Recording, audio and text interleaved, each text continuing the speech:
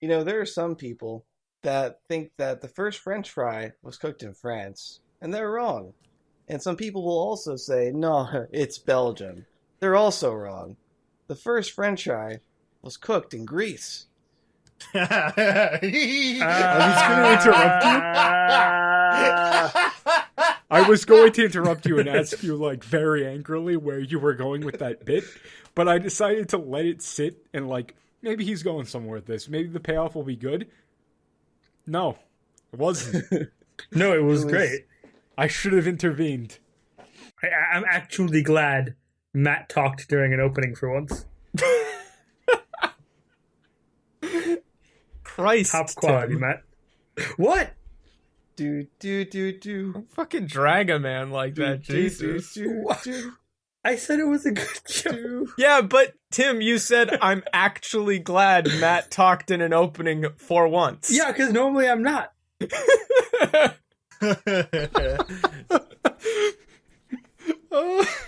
So anyway, Sorry. Tim, you're the DM for this improv world building bit. No. Why do you want me to do it? I don't want to do it. I don't want to do Because it. I don't want to do it, but I want the person with the second most experience to do it. Well, Tim probably has more. He's launched and failed like 15 different D&D games. It's only like 4. Shut up. Their failures are not your fault at all. It's because you keep like scraping the bottom of the bucket of the Discord for players. Yeah, those people that totally are not listening to this. Hey, Totally they know who not they the are. people we make this video for.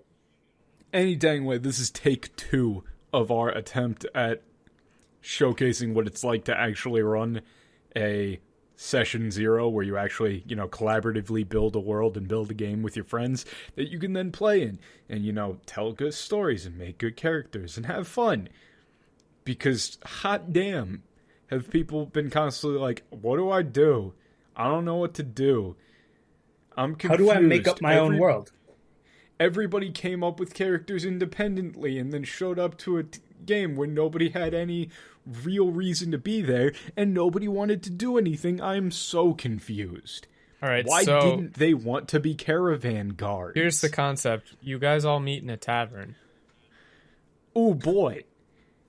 Can I be Can a I be barbarian? Can I be drinking an IPA? No, they don't have IPAs I've here, heard- only light beer. Oh fuck. You have to drink an Truly a ale. dystopian hell. They have ale and mead. And it's 1 gold to stay the night or 3 gold to stay the week. Question. Is it that mead with juniper berries mixed in? Got you trying to get across the border. Alright, here's the game concept. You wake up on a cart. Oh no. And you're on a rainbow road because it's where you go when you die. Because rocks Exactly. fell on you. Yeah. So anyway, out of this garbage, what we're gonna do is actually, like, we're gonna build a setting. Build, like, the game, establish stuff, and by the end of the setting, we would have a perfectly serviceable game that we could start playing tomorrow. By the end of the session, we're all going to regret not being able to start playing that game tomorrow. Probably. See, here's the problem, though, because you said that I can't do sci-fi, but all I want to do is sci-fi. Now, you can do sci-fi, like, but it just has to be, because, I mean, like, that's the thing, but, so we tried to do this once before, and we ended up going down a superhero road, but we just spent 2 hours talking about superhero powers, and none of it ended up actually being actionable advice, primarily because I was tweaking off of cough suppressants Cool. that just had basically meth. I didn't sleep for a day and a half. Well, I mean, pseudoephedrine, yeah, so... Yeah. So I was just like, yeah, man, let's talk about these powers. Let's talk about superpowers. Woo! So just like the rest of the population of Ohio. Yeah. Topical. I Dad. got him. Okay, so step 1. Oh, yeah, hold on. Definitely. Crack your sips. I already cracked it. I did that off camera. Let's get this bread, Jesus gamers. Christ, I don't have it. Hold on. This is the closest thing I have to a sip. It's an air freshener. That actually sounded pretty close. All right, so fine. I guess I'll be the DM then. So I would Right. be the guy who is trying to get a game together and wrangling the cats that are the players who want to go in a million different directions. Yeah. For the sake of Also, simplicity. I saw my, Go on. hold on. I saw my my audio like peaking really quick, so I'm gonna try and do a thing that people have recommended, which is putting a sock over my microphone. That sounds... Very cool. It keeps the microphones warm. I mean, I just took a can of aerosol and sprayed it next to my microphone, so like, whatever. Remember when I was using the snowball and putting a sock over it while it was live blue screen on my computer? Haha, good times. I forgot about that. I All right. actually tested it to make sure, and in fact, putting a sock over a snowball will blue screen your computer. Does The this blue screen actually still sound computer. better? Sounds exactly It the sounds same. a bit better. Okay, but it's not gonna. The pops aren't gonna pop as much. I mean, if you I mean, that's what filters if you for, but- enunciate pop every time, then yes, it will Yeah. pop. So basically, though, there's a couple of different ways that you can go about making an actual game with your group. You can have an idea that you've already got floating around, like a vague concept with a core hook that everybody is on board for, right? Yeah, like how we did Or the cave you punk can- thing. Yeah. Or you can start from nothing. We're starting from nothing here.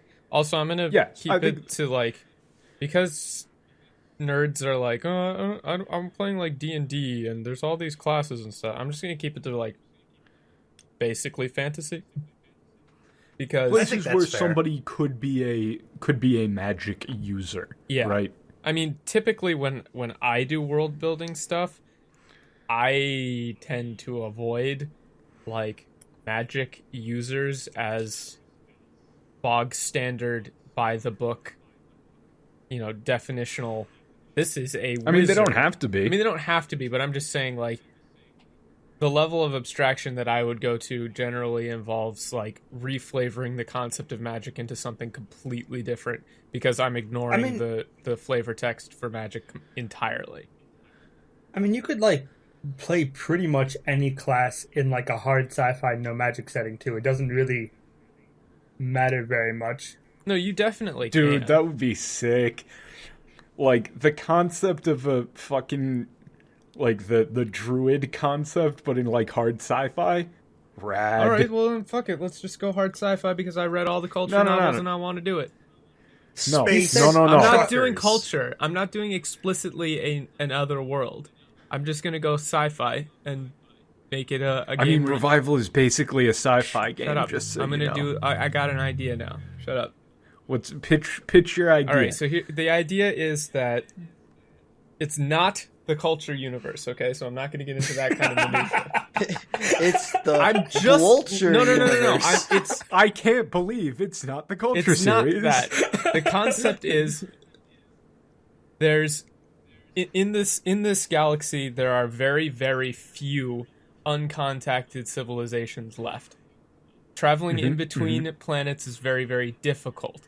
So the number of habitable planets in this galaxy is low, very low. We're talking like out of being able to survey the place, it's like one in every, I don't know, million planets is habitable. Wait, that's a shit ton. No. One in every million planet that you can get to is not a shit ton. Isn't it? No, in No. a Well, galaxy? I assume that we're not able to like instantly jump like across the galaxy. Yeah, so and stuff. it's like fresh in terms of people who are going places, right? Mm-hmm. So while the whole galaxy, one in every million planets is a decent number, being able to get to them in a decent amount of time is not reasonable. So the concept that I was thinking is that's all in the background, but the main thrust of this game would be you guys would be a group of people who are going on down to a uncontacted planet and attempting to sway, do a proxy war or sway this planet into siding with you guys as host civilization as opposed to the other ones. That's a lot of setup for things that are not necessarily something that I want to do. I don't know. I like that idea. I can see it being pretty interesting because something I've always personally thought was like pretty cool. Where you have to hide your technology level, lots of subterfuge. Like conquistador bullshit where it's like, hey guys, although colonizing's kind of a hot topic right now, it's not actually like a good thing. Something that could be done differently is you could run it like the conquistador bullshit, except you're not actually trying to colonize the place. If we go with that same concept and traveling to different worlds takes a shitload of time, then you could just pull a Subnautica meme, right? Where you get stranded there. Yeah, I mean, you could go with stranded, but I was thinking, I like the subterfuge and like trying to figure out who's working for who kind of aspect, while maintaining the like, we're here strictly diplomatically to observe. Well, on the ground, things get nitty-gritty. All right, so how about that cave punk setting? I mean, we could just go back to the cave punk setting. Cave punk. But we already talked about that in the Discord a lot. See, now here's the thing. I don't know what the fuck you're talking about. Oh, because you guys mentioned this before in that punk. first one that we did, and then no one elaborated on it, so I have no idea what you're talking about. Okay, so here's the concept. You take every single heavy metal album cover from the 70s and 80s and play it as a game. Yeah. Oh, what? So what does this have to do with cave punk? Have you ever seen the cover of like Blood Mountain for Mastodon? Yeah. It's basically just Mastodon albums. So you're talking like brutal legend shit. Kind of. More primitive. Yeah, more primitive. What do you mean? So basically, most fantasy settings are typically set in like a medieval thing where forged iron weapons and shit like that are things, and you've got towns with mayors and like, you know, vassals, and you've got princes and kings. But what if you just like go way before that shit? What if we're like, you know, freaking like in Gaul? No, right? Gaul is. How about the obsidian hail? You gotta go. Yeah, you gotta go full Unga. Yeah, like full Unga. So, you know, like people living in caves with like very primitive societies, highly superstitious beliefs, obsidian hail, shamanistic. Basically, if anything, if you can yell something while like a screaming guitar lead plays in the background, it fits into the setting. Yeah. But the issue with going with this is that we already have a whole bunch of ideas for it, and we're just gonna shout out all the cool ones while Tad and Matt, who don't know anything about it, are gonna be like, yeah, that sounds cool. Tell them about the obsidian hail. The obsidian hail.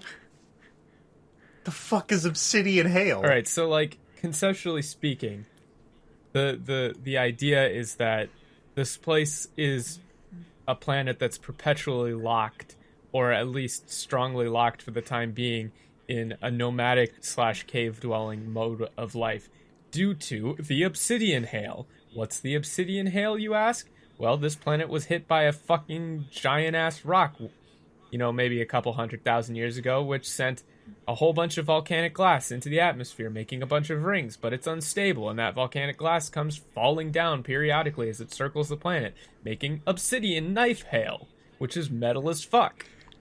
The dagger rain! So everything has basically evolved to either stay inside or, you know, massively migrate to avoid this hail of obsidian that fucking kills everything. Like fucking cons and shit. Yeah. So it's like you don't have time to do agriculture because the fucking ground gets, you know, metaphorically salted every year. You can't grow crops, they get shredded. Anything that's not hardy isn't going to survive. You're stuck. Everyone's stuck in caves. It's a nomadic lifestyle. Harvest the cave mushrooms. Yes. Hunter gatherer, ridden from the cave. Okay. Lion slicer. Lion slicer. So if you were gonna Fuck do yeah. something like that, Matt and Tad, what kind of dude, what kind of bro would you want to be? Or just like, or rather, to add to this concept, Yeah. when you're brainstorming a setting idea, you just bounce shit that sounds cool. So let's assume that we have the concept of like nomadic, freaking metal album aesthetic, like old school, primitive, shamanistic, crazy shit, right? Yeah. Like, what sort of shit would you think would be in, like, a world like that? We got the concepts that have been established so far are nomadic societies, dagger hail. That's it. So what's some other cool shit that could potentially be here? And are you even interested in this concept, now that we've said it? Well, I have a few ideas for this particular concept, but I was fucking with the sci-fi concept a little bit. If it was like in a sort of halfway Mass Effect kind of idea, like to where there's different factions like as part of this whole greater government, but they're all trying to gain supremacy through subterfuge and like backdoor dealings and going to these uncontacted planets to be like, hey, we're pretty cool, align with us, and good things will happen. That could be fun, but I feel like it's so much fucking work for the DM that a lot of the times it's going to end up like lackluster. You have to write so much shit. Yeah, it's a lot of legwork, but I still like the concept. But considering that we're trying to actually be authentic to it, is that an amount of legwork that you would actually be willing to do? Well, I would if I was going to run it, I would compartmentalize it. Right. So the issue that I have with it is that since it's such a labor-intensive concept, anything that we build off of it is going to be a bit disingenuous as actual advice. Well, no, it's such a high complexity, high difficulty game concept. Well, Then it would be setting like a super high standard for anybody else who's like, oh hey, I listened to this thing, they built a setting, let's try and run it. Oh god. Well, what do you mean by compartmentalize it? Well, I mean that there's a lot of stuff that exists in superposition in the back end that you don't have to deal with until the players want to. Right. I mean, you do that basically everything. Well, so what I mean is, it's like, just a lot more you shit. say there's subterfuge and things going on, but I don't actually have to keep track of, like, who's talking to who when, because I can just, when that comes up, I can just deal with it then. Yeah. That is very hard, though. I mean, it takes a little bit of juggling, but as far as, like, the what you're doing in terms of point of view of the players, it's a lot easier. Yeah, my issue with it personally is that I'm not a huge fan of the whole, like, I don't like macro politics as a player. That's fair. I just really don't like it because it tends to mean that the players themselves are diminished in importance when you immediately are assumed to have somebody that you're answering to. Well, it's not necessarily that you have to answer to somebody, but if you're going in with a stated goal, like you don't have to have a strict chain of command if you have a stated philosophical goal. And you can also have the players be like specters or something like that. To where they given autonomy, basically. Yeah. However, for the cave punk idea, I had the idea of like totemics that would raise totems that played metal or something like it, and it would enchant their bodies or whatever. As a basic rough I think concept. I'm like still not understanding this cave punk thing. You have to think of the cave punk in terms of aesthetic. It's not about music, it's about the aesthetic. What's the Blood painter. Yeah, exactly. The kind of shit that would show up in metal lyrics doesn't necessarily imply that they're playing metal. Think like Lord of the Spear Hail. So things that are like way fucking what's the word I'm looking for here? Radical. Think 40k orcs, but a lot more gritty. What? No. No. They need more. They need more obsidian hail. No, think of like a lone hunter running across the savannah, mammoths that are twice the size of regular mammoths, like saber-toothed cats, this sort of thing. Boiling bogs. For Tad. So, okay, spores, like, this something like the freaking Konzatar gear block for Tad.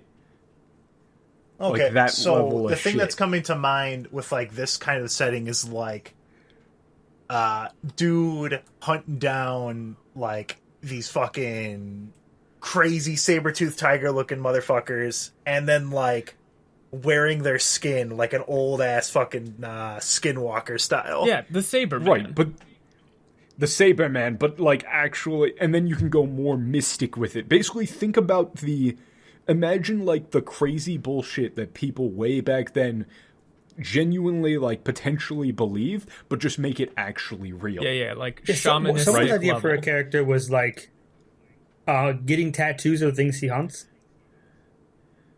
I don't. Yeah.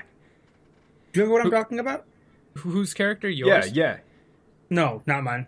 No, that was a character idea that I had come up with which was a hunter who paints with the blood of a freshly slain target and sees their memories play out on the cave wall.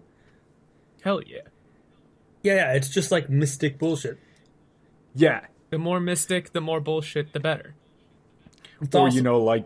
or like some crazy dude who's like 20 feet tall and he's got stone growing out of his skin. The problem I see with this concept, though, it would be extremely hard for me as a player to roleplay this any way seriously at all. But it's not serious. That's the point. Yeah, it's not necessarily serious. But here, like, look at this. I wouldn't look at be this able picture. to separate the character from like. Look at this picture. This picture is it safe? Yo, bro, is it safe there in the woods? Yeah, man, it's cool. By Tomislav Yajnik. Oh yeah, I know that artist. He's cool. That's the sort of where you got a dude wearing like a deer antler helmet, like a scepter, and like a fur thing, and there's just a giant elemental giving him the thumbs up. Yeah, it's not like wacky, but it's not serious. I think 40K is a pretty good description of its tone. Like, it's just but not over 40K the top and orcs, kind of. though. No, not 40K orcs, but like It's that level of fantastical. Yeah. It's fantastical. Like, you think about, Norse mythology where they're talking about frost titans and the god of thunder smiting things with a magic hammer and shit like that. Or you go into, like, Native American mythology where they're talking about all this crazy bullshit, right? And just imagine living in those times, but all of that shit actually happens. Yeah. Right? Paleolithic, like Paleopunk. shamanistic. Paleopunk. Yeah, paleopunk. This was just an idea, and this is also for everybody, for the people actually listening. This is part of the process. You're going to have ideas that somebody's not going to be behind, and then you're either going to have to like come to an agreement, or you move on and you go for a different thing. Yeah.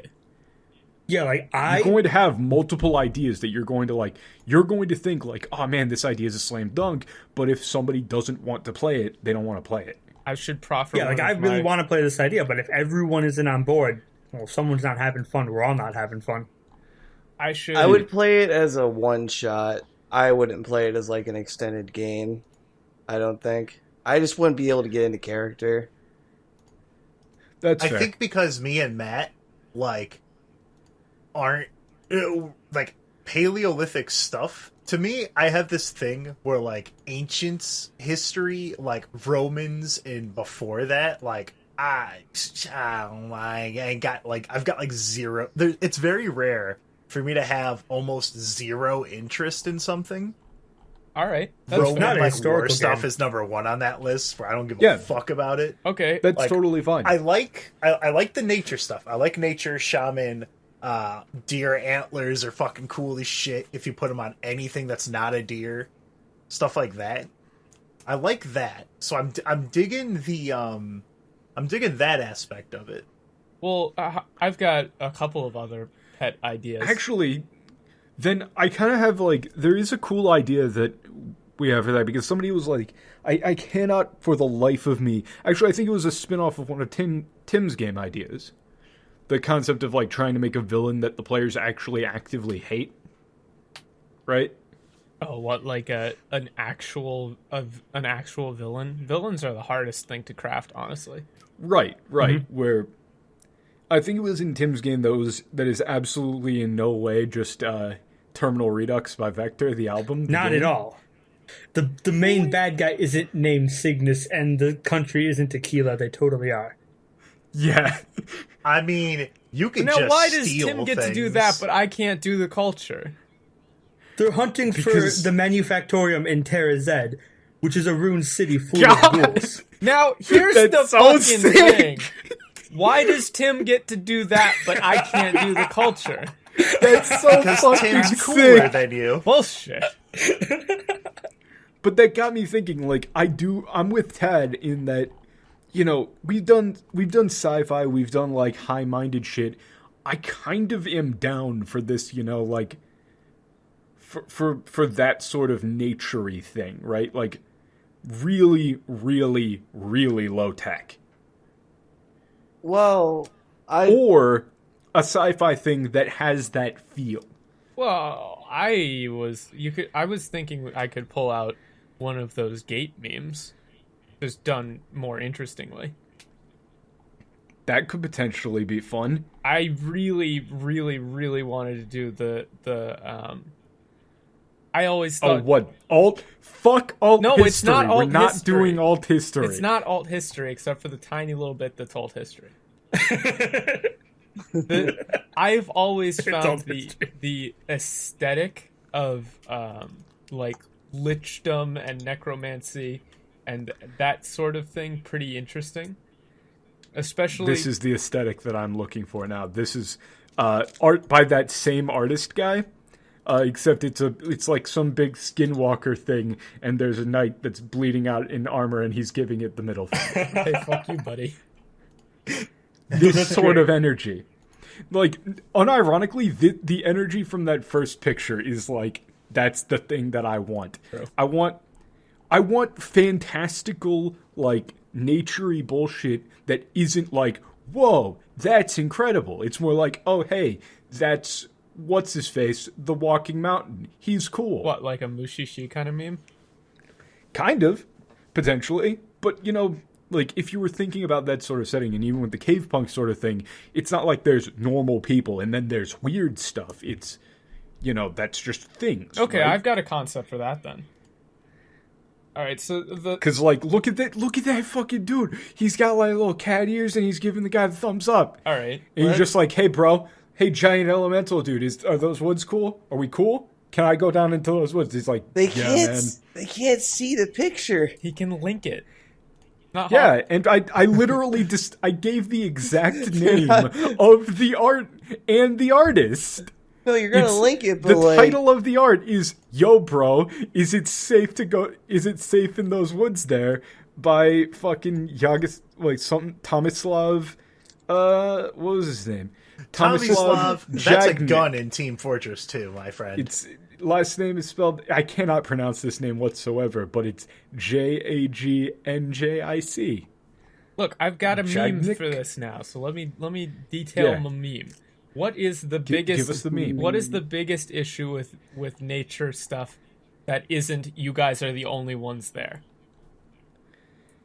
The Fires. biggest issue with those? Yeah, the biggest issue is everything's already been explored. Like either you go to a place and there's guides, or you're going completely blind. So I have an idea that would be we won't call it a planet or anything. Let's just say that we're not zooming out to that level of detail. Let's just say this is a world where think of it as an auto-scrolling level. There's a huge swath of this planet, like the whole planet basically. I mean, it loops back around vertically, but not horizontally.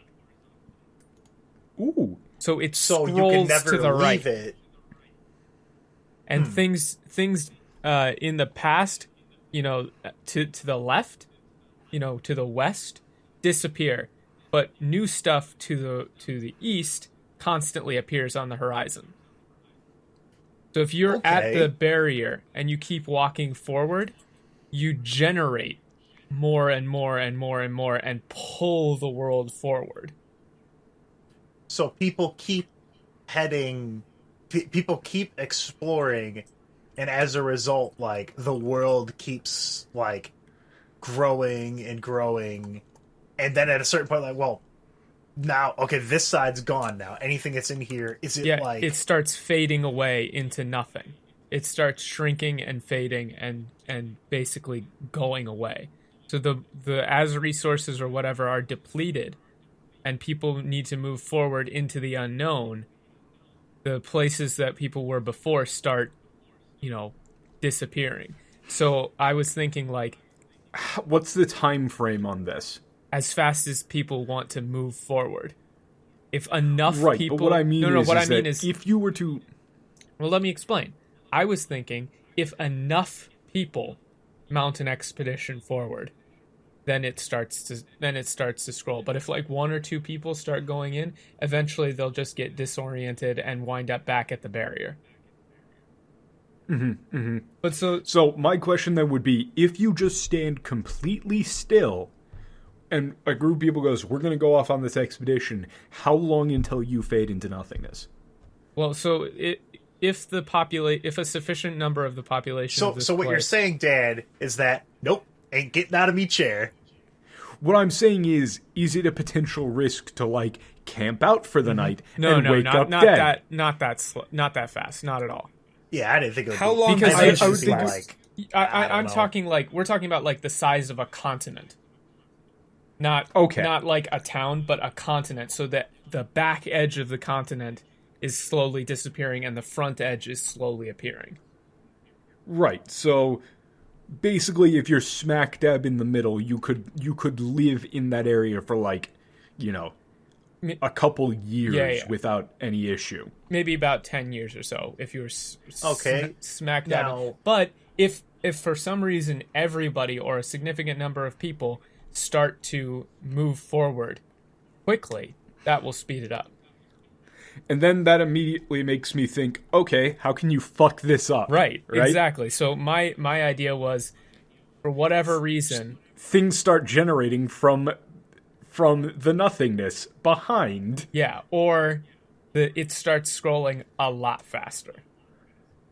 Yeah. What incentive do people have to keep going to the right? Well, because... What are they finding? Are they like... It's Well, you can't farm, really. Yeah. Well, I mean, you kind of can, but you can't set up long-term plans and long-term civilizations. Yeah, so one of the concepts I would have would be like one of the most, if not the most successful country or, group of people is basically on wheels. Like, these guys have massive wagons and rollers, and they have people who they send out to clear cut in front of them, so they just take their structures and slide them constantly. Everyone's in a mobile home, double wide. Yeah, basically. So they have a group of people who go up in front of them, and they're like the primary ones who keep the world scrolling because they're doing agriculture. And so they're clear cutting stuff in front of them. Okay. But they need scouts and people to go out there because what if like you run into a river and you have to route around it? You don't know what's going to come out of the mist. The thing that comes to my mind as to why people would not like is it I guess okay. Now, is the livable area that everyone's in, is it like the size of a continent and then like that's it and we can't really kind of go out of there? Think of it as because like a if that's fan. the case, then I guess I could see resources kind of running out. Oh, yeah, and then having to move to the right. North to south loops. You can circumnavigate the ring. Think of it like a Halo, but inside out. Yeah. A what? Like Halo, but inside out. Like with the land facing on the outside, not on the inside. No, I never played Halo. I literally put a picture in there. So you can loop around. If you go north to south, you'll loop, right? But east to west doesn't. But east to west does not loop. Yeah, so But it's a you cylinder. can't go You can't go west because that's the bad area. Things start disappearing there. Yeah, so you gotta keep here going the east. hook that I would have to start the and see this is something I would Oh probably fuck! You can even get a concept of a group of people who like the sun does not set yeah as their like motto, right? yeah They constantly move forward with the light. right. So I mean that's the idea would be like if you wanted to do a real simple like this is a world that would have explorers like people who you pay to go out into the unknown part of the world and just report back like cartography. I would imagine that themes of environment would cycle. Yeah. And occasionally you would get anomalous ones. Right, exactly. So like, the last 10, like, 20 year cycle we've been like swamp and marshlands and society has adapted. But now we're getting signs of like deserts It's or a fucking Arctic. Yeah, it's like a fucking desert coming up, or like a fucking polar wasteland. And the scouts have gone forward, the temperature dropped instantaneously, the snow started moving. Yeah, everyone needs to prepare for winter. And we don't know how long it's going to be. So the thing that makes me a little bit okay. Now, let's say, all right, good, where we moved past this nasty swamp when this fucking sucked. Okay, we're out of this desert. Now we're at a nice place. Why keep moving? Because if you don't keep moving, you'll scroll off and disappear. Yeah. So it's constantly It's prisoner's moving. dilemma. Yeah, It's a prisoner's constantly dilemma, kind of. Yeah, it's Okay. constantly I moving. see. I thought it was like it only moved when people were moving it. It will. Like a large amount However, of people that you there's couldn't groups just of people- chill on these fucking Great Plains for a while and not keep moving to risk going to Well, these sure, shit if you could places. convince every single last person on the planet to stop moving, maybe that would stop it. But somebody somewhere is going to say, well, hey, if everybody else stops moving and we go forward, we can get all like the gold, the new minerals. Yeah, they'll be the fresh first land. one there. Well, we'll just go Maybe up. I was Yeah. confused over how many people it takes to start this It's a process. prisoner's Think of dilemma. it in terms of it's a prisoner's dilemma. Think of it in terms of like tribes or societies, and I would imagine that there would be a shit ton of them. Imagine how many people are on a continent, right? Yeah. Even in old history, like a tribe of a couple like 100 people would be able to scroll the world. At least a little bit. It would be like It would be slower. yeah, but it'll still scroll. Right, which means it is a straight up prisoner's dilemma where if everybody doesn't move and you're the furthest one forward, you win. Because you have all of the freshest shit. Yeah. And that's And you're the furthest away from oblivion. and I would have like so a set nobody piece. wants to be the last one back. Yeah, I would have like a set piece where there's groups that keep track of. Obviously, there would be groups that keep track of the scroll rate with like ropes and stuff. So like you pull the rope back and the end of it is just gone. Oh, I've got a good ass character idea immediately. Okay, let's imagine this, right? Let's imagine like a Gallic tribe sort of vibe, right? They got fucking weird when it came to like punishing traitors or punishing criminals. Oh, fuck. Like you've got like, the exposure and all of that shit. Put somebody in a metal cage and leave them there. Yeah, at the edge. Right? Or have them And so- follow behind you on foot while you're traveling with normal stuff, and they just slowly fall more and more and more behind until you just pull the rope back and there's nothing attached there anymore. Yeah. That's fucked up. Like at the edge. And so you've got like a guy who survived that. And you could definitely right? have like the penal colonies and like the prisons and the places where hey, they're all back at the fucked edge. up. You get sent to the back. Ooh. I'm immediately thinking like the best setting for like players to be able to be like, you're right at the fucking edge and things are going way faster than they've ever gone before, and you gotta like catch all the fucking way up. Yeah, there's I'm that. thinking I'm getting images of like people taking like the Yukon Trail and shit. Yeah. Where like it's fucking awful. But on a you have time to keep limit. constantly be moving. You can't fall behind. Like imagine an Oregon Trail sort of thing, except you cannot stop. And then you could definitely have it like, days to oblivion. at certain points. Okay. Yeah. So you know, like, this place is 1 week from Oblivion. This place is 1 day from Oblivion. See, and this goes well with all that shit because I absolutely want to go with the giant guy who's just cool, like the giant earth elemental who's just chill. Oh yeah, there would definitely be like, high concept world gods or, big elementals like mountains walk along with them. I want a giant mountain dude who's just cool and people like they live on top of him, they live around him, and he's just chill. Yeah, he just walks forward. He'll move things out of the way. It's one of the safest places. Yeah. And he's just cool. He's just cool about it. But he won't let just anybody up there. And at a certain number of people, that's it. No more. And those are his friends. He likes them. But see, I have a couple of cool. concepts, and I'll spoil this right now so we can't actually play it, so we can keep talking about it. But one concept that I would want to do is probably in session 0 or session 1, like as the DM, this is what I would do. Is depending on where you guys want to start, like if you want it to be in the back near Oblivion like Tad was talking about, or more towards the front as like explorers. I would want to do near the back as a starter vignette for the setting. Oh yeah, near the back as a starter vignette for the setting, for sure. With a bunch of randos or like one character that you would actually want to play as a character, right? As like their backstory. But for me, at least personally, the most compelling thing would be being at the absolute front and running into weird shit. Yeah, so that's the concept that I had. If everybody is good down for playing at the front, I would have a cliff. Like 100 feet tall.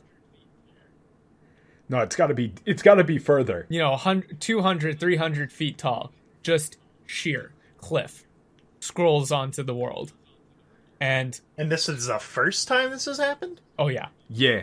And it's a cliff that I would imagine wraps all the way around. Oh, yeah. 'Cause that's the first thing that they would do is they would send like, band of people on whatever the fuck people ride. And, it takes them like probably a couple of months. And then they come back and they just go, no, yeah, this is just, there's no way around it. Yeah, I would have it be a literal cliff that just wraps around the entire planet, 300 feet tall. The entirety of the world is now on a hard, very literal, like, deadline. Yeah, you gotta figure out a way to get down this cliff and then deal with whatever the fuck is at the bottom of it. Oh, I was thinking it would go up, not down. Oh, up? Yeah. Oof. Sheer 300-foot cliff, up, not down. Ooh. Okay. That changes everything.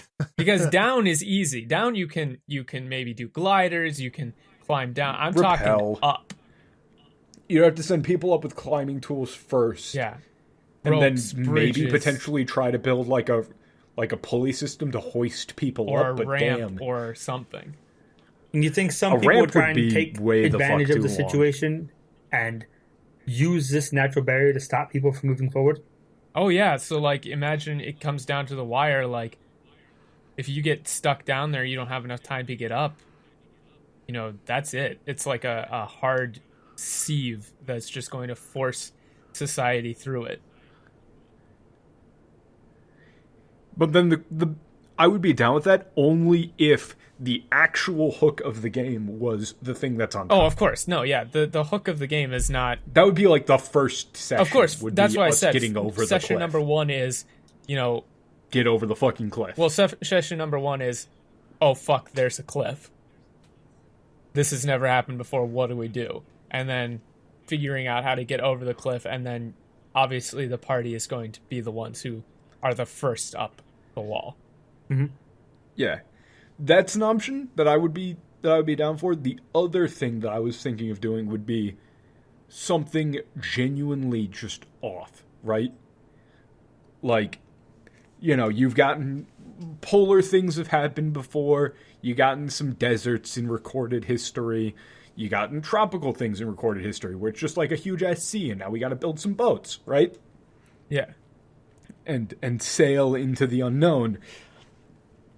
What happens if you just like go down and it's just solid, flat, black rock with perfectly geometrical, like, stairs. Yeah.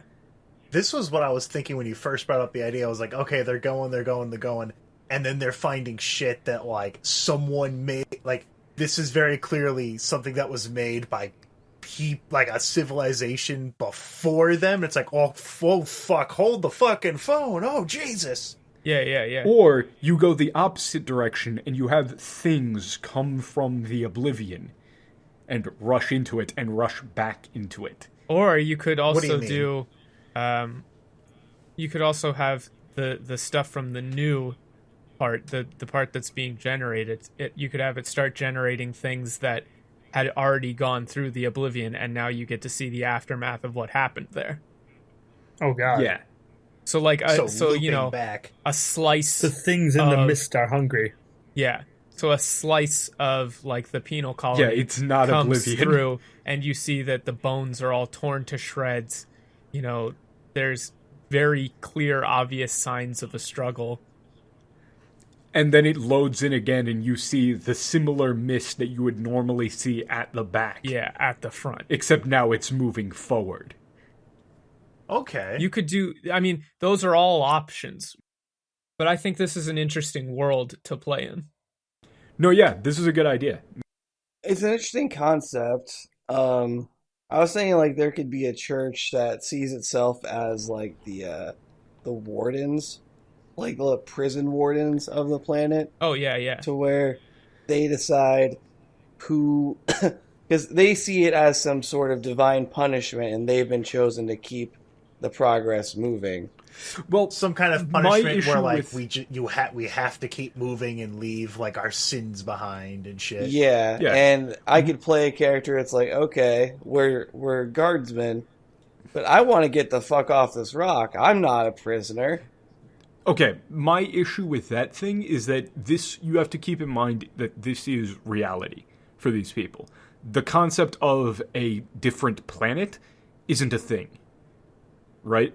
Like, I would imagine the concept, Michael, like, what we're thinking of here is the concept of a different planet is not a thing. Yeah, low tech, there's no way they would have any idea that there's other planets.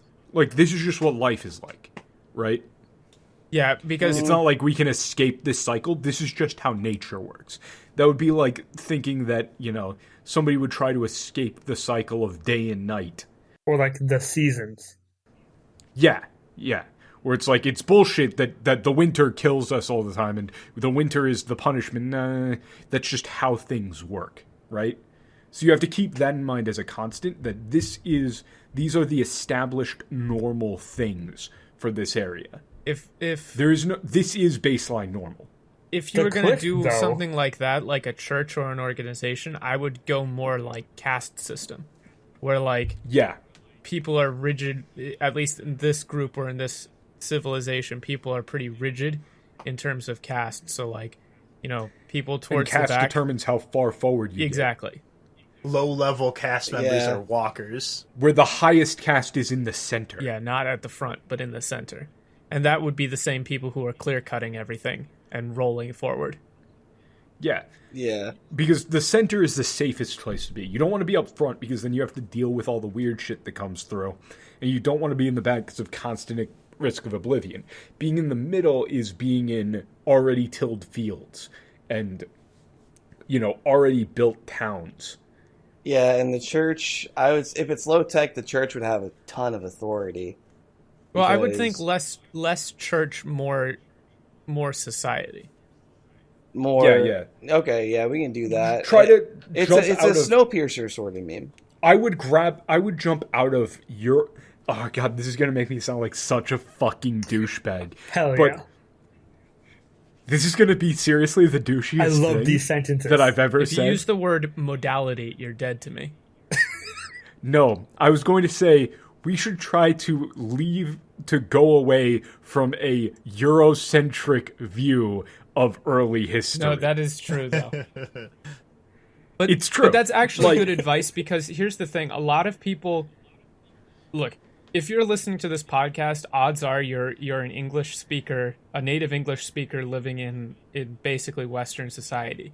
And there are so many more creative and interesting ideas and, like, just in terms of aesthetics, not to get into history or anything like that. I'm not saying like, oh, Western society is terrible, whatever. I'm saying that there are there's a lot more inspiration to be had for you as a Western person and as an English-speaking person in other cultures than just taking the whole Catholic Church kind of vibe. Yeah, this entire time I've been thinking my mental image has been like ancient Ireland mixed with ancient Japan mixed with like ancient Africa. I was thinking mixed like with India. like Alaska.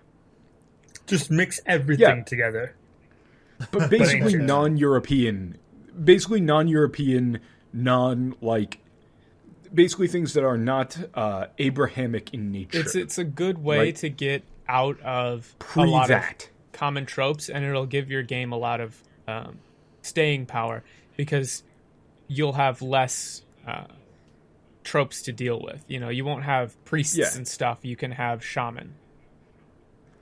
Yeah, and I was thinking of like free Gaul pre-Rome, which is a fun touch point where you've got like the classic barbarians, but like actually. Yeah. And you've got like the classic shamans, but actually. Yeah, and or I'm the sure druids, right? with how much like it sounds like people are split up into different nomadic groups, you probably got a lot of room for a lot of different culture here. Yeah, definitely. Yeah. You can definitely improv with a lot of that stuff. Yeah, you can't conquer like someone's country. Right. The thing that I took slight issue with was since this is prehistory, the church has a lot of sway. Yeah. That isn't necessarily the case. We should try to avoid those sort of inherent preconceptions. Well, there's nothing like, wrong. what if the religious system isn't... Yeah. Right, but what if the religious system isn't oppressive or isn't, like, the driving force in that society? Yeah, the church can have a lot of power. It's just not a given. Yeah, you can run that idea, and I do think the idea is good for this setting. Like, the strict authoritarians on wheels. Yeah. Literally. On ice.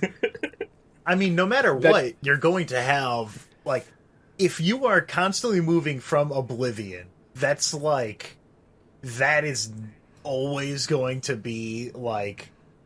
It's going to be a focal point of the society. Yeah, like, everything in their society is going to be like, oh yeah, we have to keep moving because this thing's here. What is it?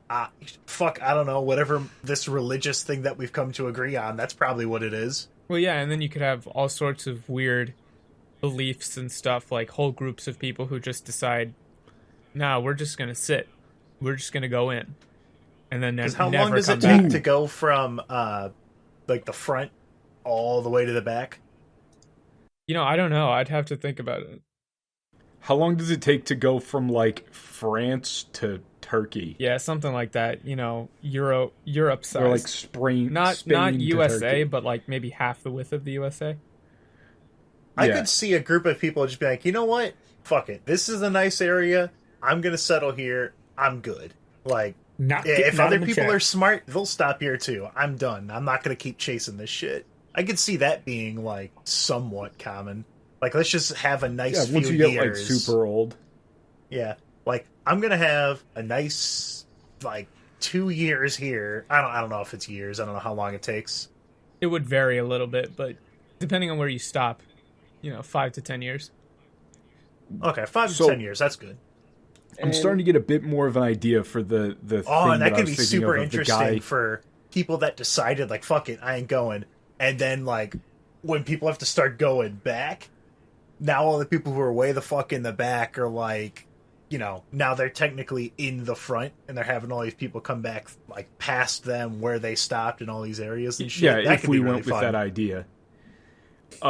The thing that's starting to come to a bit more, it's starting to materialize a bit more.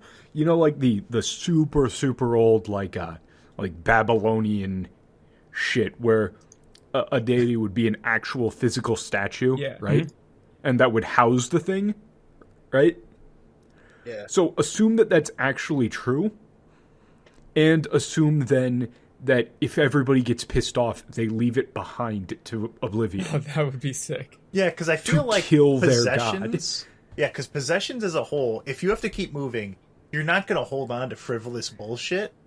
So, like, if there's some important figure, you're going to carry it with you. People aren't going to have a lot of stock in, like, they're not going to carry They're not going to carry anything that's not super important. because we have to keep moving.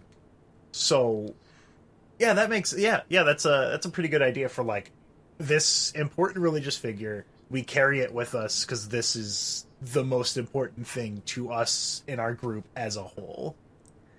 I really like the idea of righteous fury, and since we've already kind of set up like the giant mega dudes as a pseudo antagonistic force. Wait, did we? I thought he was a nice boy. Kind of. No, I meant the people on wheels. Oh yeah. With the straight caste system. Oh yeah. Right. So if they roll forward, and so let's say here's an idea for like a scene. Imagine, if you will, that a character, this would be the one that I would want to play because it's like, it would be fucking sick. Let's imagine they're in the very front. They're trailblazers. Their culture has always been one of move forward, leave nothing behind. Yeah. Right? Because if you always stay near the front, you never have to worry about oblivion. And the other, like, your key deity is sun related because the sun does not set on us. Yeah. You move forward with the sun every day. As soon as it starts to get dark, you start moving forward, and the sun is always basically at noon. Yes. That's the goal, is to always be forward. Oh, you could even do like time tracking with the sun in a completely different way, like not time, but like if the sun is always at a constant like fixed position, you know where you are relative to the line, the front and the back. Yeah. So that would be that thing, and then imagine then that from behind those rolling dudes show up. If the sun, okay, if you did like if you did a geocentric, or whatever this is, a taurocentric. Ooh, I get to use the word taurocentric because it's a Taurus. It's like a Homestuck. Don't use those. No, shut words up, at me. Shut up, Tad. But I mean, there's no goddamn wheelchairs in this setting. If the sun circles the Earth north to south, then as it scrolls forward, if you're in a constant spot, then you'll always have the same kind of the same level of light during the daytime as you, depending on where you are in regards to the line. Right? What? I have no idea. If the sun is in a fixed position, right, and it circles the Taurus north to south, so the Taurus does not circle the sun circles the Taurus. What the fuck is a Taurus? It's a donut. A what? You know, like a donut? Yeah, I guess I know what a donut's like. This is a Taurus, Tad. It's fucking... Oh, okay. My bad. I didn't know what... It's a pool floaty. What the fuck is a Taurus? It's like a donut thing. You fucking brainlet. You absolute imbecile. I just told you it was a donut. Yeah, I know, but I didn't believe you. Right. So, now that you know what a Taurus is...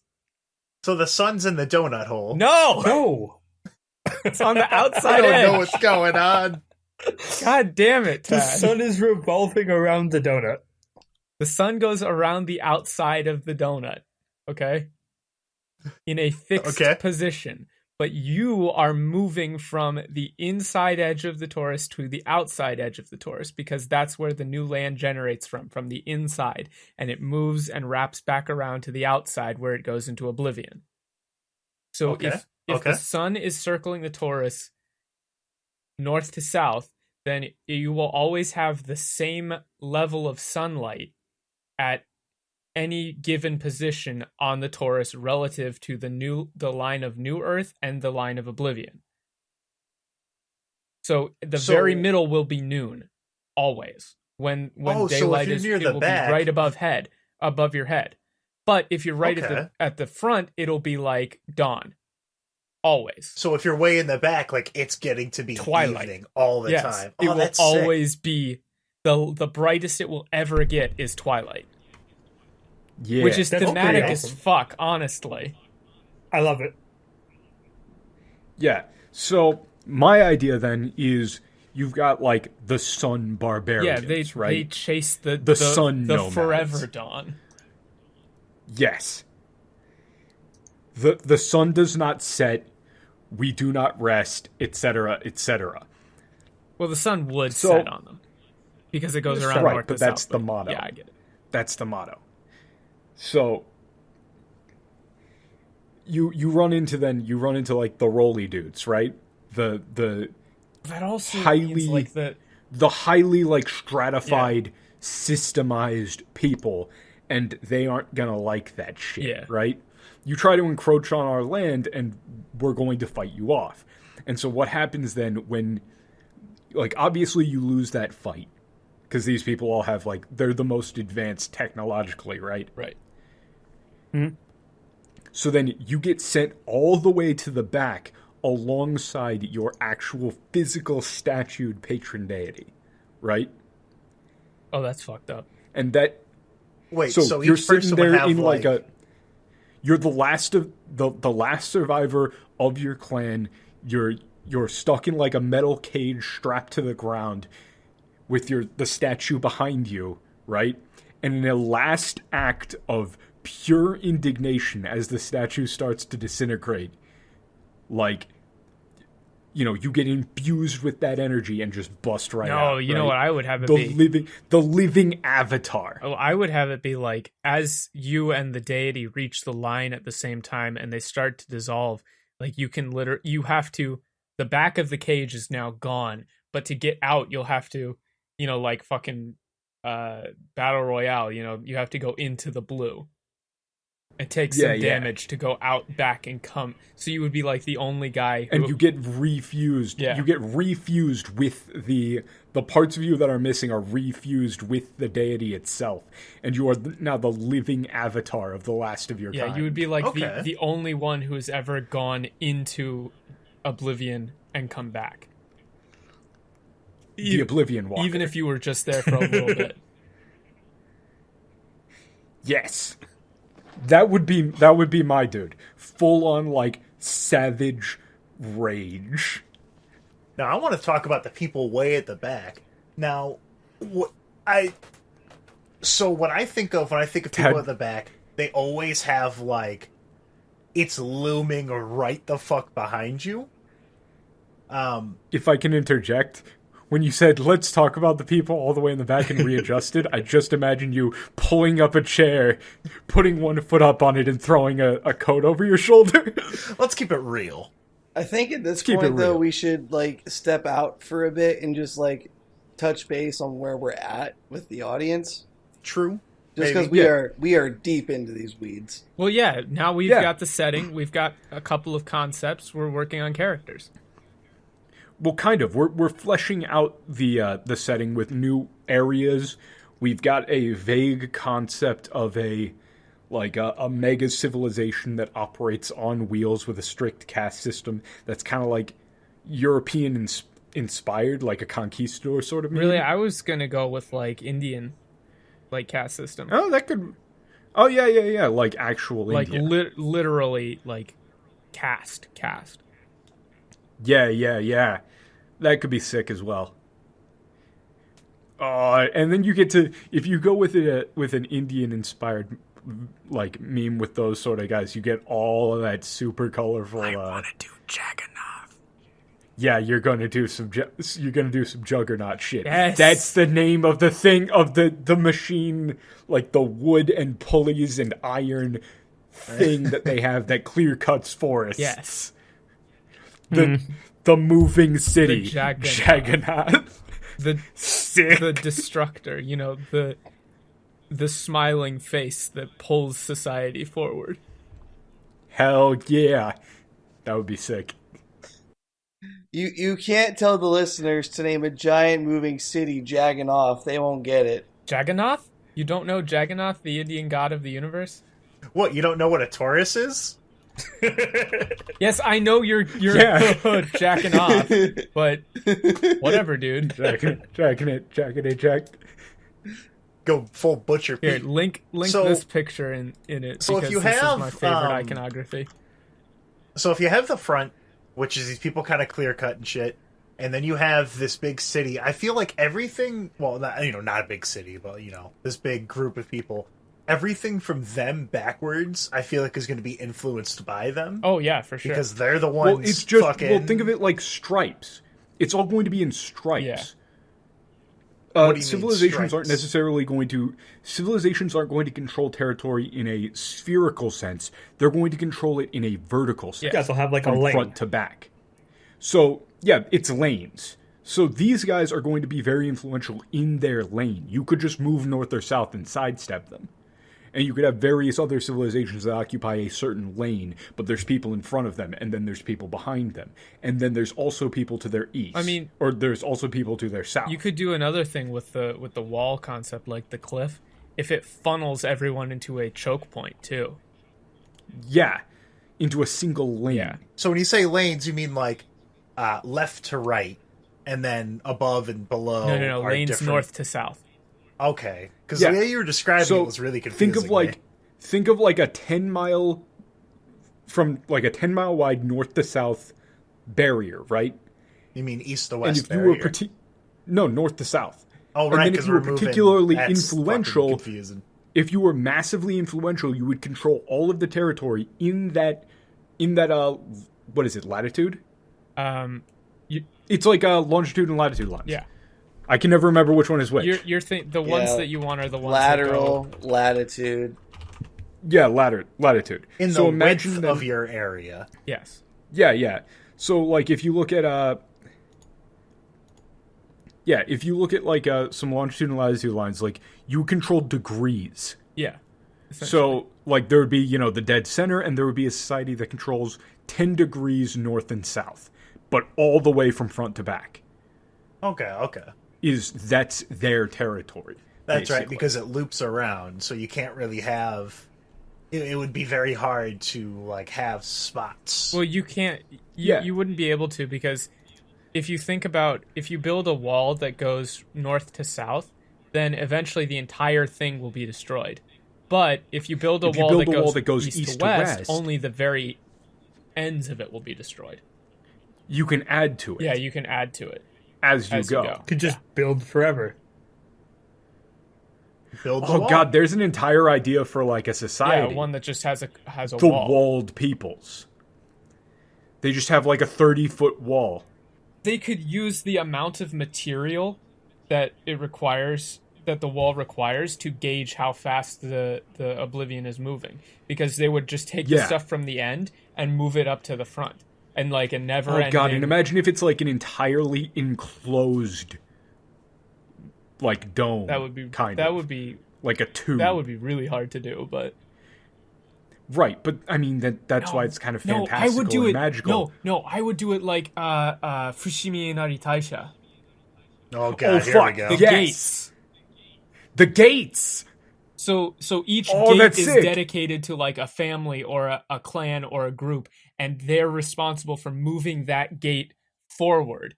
And so the gates constantly move forward as, you gain influence. Here's a picture for you guys. And for anybody else, just Google Fushimi Inari Taisha. That's very easy.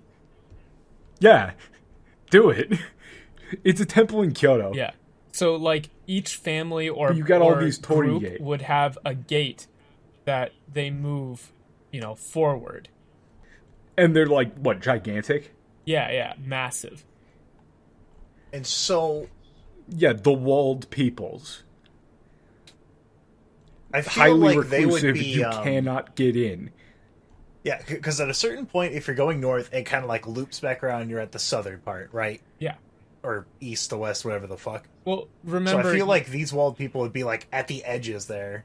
Well, where... remember, it's a torus.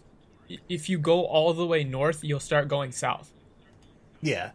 So, like, there's a part, I don't know, like, if you're doing these vertical lines, they would be all the way on the left and all the way on the right. Because they would have a wall, like, 2 walls, I guess. And then they're in between there. That's theirs. So that you can't go all the way north around something, you can't go all the way south until you're going to hit them eventually. Yeah, well, that's Well, that And two depends walls on because how, then they're in the middle there. they're probably not going to span the entire length of the entire torus, considering the amount of shit, like just sheer materials Well, that would you- take. Yeah. But this is why we were talking about but lanes. you literally right? can't. A single Yeah. wall bisects the torus. Yeah. Basically, it wouldn't be a wall that no matter how far east or west you go, if you go north, you'll hit it. Because that would just be stupid huge. It's more just like, this is an idea for a group of people, for a highly reclusive, like... Yeah, it's like a snake moving forward, as opposed to one big ring that you'd have to rebuild like every time it rolled off the back of the world. I mean, it doesn't even it could just be like planting something in the ground here and then keeping that line going, where you just keep planting shit that, like, it does eventually go off and roll away, but it's like a symbolic thing where you keep planting, like, Yeah. if you plant your great grandfather's, like, symbol right here, you know, you were born when he was way over here, you know, he's lasted this long, now this is where he went to, and then eventually that's going to be taken away too, just like his father's symbol, that his idol or whatever that was stuck in the ground. As annoying as it would be, this is a great setup for an old school Japanese inspired thing with the goddamn ringing of the Gion Shoja temple bells. Oh, I mean, yeah, you're setting up the world of all things. You're setting up the world for a very ephemeral quality where everything is transient. These sure are words. Transient is not a fancy word. Ephemeral, I'll give you. Transient is not is not fancy. Ephemeral is a word that you only see in Magic the Gathering cards. Many thing go bye-bye. Not many thing last long time. Wow. Could you be more of a douchebag? Yes. Because, okay, it would set up to be a very, like, a lot of the societies are going to be influenced by things that are very similar to old school Eastern philosophy. Yeah. You know, full-on Tela Heike, the sound of the Gion Shoja temple bells echoes the impermanence of all things. You know? I think you're losing 3 out of the 5 people here, because I don't think any of us have, like, majored in Japanese. You can't build a castle. Yeah. So you can't build a monument. Like, imagine what would a great person want to do? Imagine Alexander the Great in this setting. Somebody who is obsessed with his lineage. What can he do? He cannot leave something behind that doesn't move, because he can't build a castle, he can't build a town, he can't build a dam that will provide power. He can't anything physical that outlives himself is destined to fade away. So what does this person like that leave behind? Well, so there's like something that has to be carried forward. Yes, so there's two basic answers to that. There's something physical, like, so the guys in the town that move forward, right? They would have, like, they would be literally being burdened and held down with the weight of their previous accomplishments, literally. So, you know, the bigger these towns and things get, the more stuff they have to carry forward before they just lose it. So, you know, if for whatever reason your family fell into, or your caste or whatever fell into disfavor, the biggest insult you could ever get is everyone deciding you're not worth carrying forward. And they leave it to be destroyed. So, you know, you imagine, like, a character I might play would be a once great house that was, you know, unfairly backstabbed, had their reputation ruined, and the great statue of your, you know, forefather made of whatever precious metals and everything that has been carried forward for centuries and is, you know, the symbol of the civilization. It's not worth carrying forward anymore. Yeah. So imagine the shame of being the one to live to see your family be deemed not worth carrying forward. So that's one answer, Yeah. is the material concept of what am I going to leave behind that my ancestors will deem worthy to carry forward. The other concept is philosophy, right? So if your name and your teachings can be carried forward by other people, that's another form of immortality. Or even just like stories Well, yeah. about what you've done. Yeah, stories, like oral history. That one super old epic that wasn't written down until like hundreds of years after it had Grendel in it, Beowulf. Yeah, that was like an Beowulf. oral story for the longest fucking time. Exactly. So you would have like you could have a giant material society that has very like physical rules about what is deemed worthy of bringing forward, or you can have a more like hippie kind of thoughtful society who... That's what I was thinking of for the people way at the back. People who are like, they don't carry very many things because it's just gonna be gone. Like, it's not gonna be very long till it's gone. But Yeah, you can't carry anything that burdens you. yeah, we're so close because we always have this thing in the back of our mind that we just keep moving forward with these stories and these they're like wanderings. They're like storytellers at the end of the day. Like, this is the end. They gather like stuff that comes to them from the people way at the front. That's a really cool concept. Like, and they're gathering. Yeah, they could be like people who take records and take the stories of people and things that are left behind, Intentionally staying in the back. or sentenced. The record keepers. because that's what I was thinking. I'm like, okay, I think it would be, because I was thinking my character would be someone who is in the back here. Well, so that takes on a whole different form, because then they would be people who feel that like saving things from oblivion. Yeah, it would be the rejection of the super Eastern concept of, Everything Leave fades. everything. Okay. everything fades. And side note, that's why so many, like, you watch any movie that comes out of the East and will have some bummer-ass bittersweet ending where it's like, oh, and then, like, it's two people and they fall in love and then one of them just fucking dies.